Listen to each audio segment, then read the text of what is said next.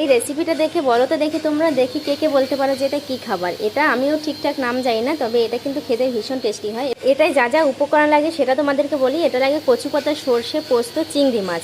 আর এটা কিন্তু আমি বানাইনি, আমার এই বান্ধবীটা বানিয়েছে, ও বানিয়ে এনেছে। ওদের এখানে তো শহরের দিকে তো কচু পাতা সেরকম একটা পাওয়া যায় না, তো আমি নিয়ে এসেছি। আমাদের ওখানেও পাওয়া যায় না, তবে খুঁজলে পাওয়া যায়, এখানে তো একদমই পাওয়া যায় না। আজকে লাঞ্চে আমরা সবাই এটা দিয়ে খাবো, আর বাড়ি থেকে যে যা তরকারি এনেছি আমরা তো প্রত্যেক দিনে সবাই মিলেমিশে খাই। তো আমি খেয়ে দেখলাম ভীষণই ভালো লেগেছে খেতে।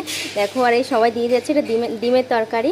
তো আমি প্রথমে এটা নিয়ে নিই, তারপরে ওদেরকে দিয়ে দেবো। আর আমি এনেছিলাম ডাল আর হচ্ছে ঝিঙে পোস্ত, দেখো ভুলে গেছিলাম নামটা। তো এবারে খাওয়াটা শুরু করি। দেখো এখানে তোমরা দেখলেই বুঝতে পারবে, দেখো এক এক করে সবাই দিয়ে যাচ্ছে। 5-6 রকমের তরকারি হয়ে যায়, তোমাদেরকে দেখাচ্ছি দাঁড়াও। দেখো এখানে কত রকম মাছ, ডিম ভাজা, পটল ভাজা, অনেক কিছু আছে। এখনো কিন্তু দেওয়া শেষ হয়নি, দেখতে পাচ্ছ পিছনে। তো এরকম কিন্তু আমার স্কুল লাইফে খেয়েছি, আর এখনো এরকমই খাচ্ছি। তোমরাও কি এরকম করো?